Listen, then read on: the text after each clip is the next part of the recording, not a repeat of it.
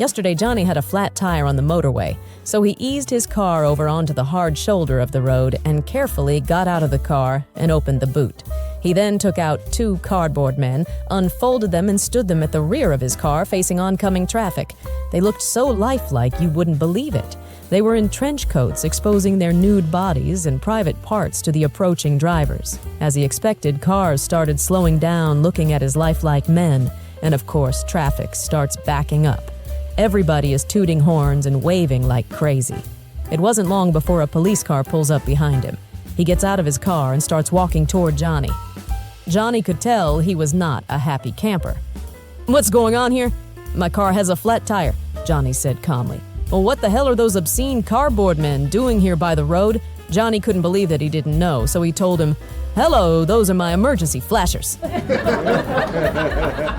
A nun and a priest were traveling across the desert when, halfway through their journey, their camel showed signs of giving out. They set up camp, hoping for rescue, but days passed, and the camel eventually died. Realizing they were doomed, they spent their remaining time praying and reflecting on their lives. Eventually, the priest turned to the nun and said, "Sister, before I die, there's something I've always wanted, to see a woman naked. Would you grant me this final wish?" The nun hesitated, but after some thought, agreed. As she removed her clothing, she said, "Well, Father, I've never seen a man naked either. Would you mind?" The priest nodded and stripped down as well.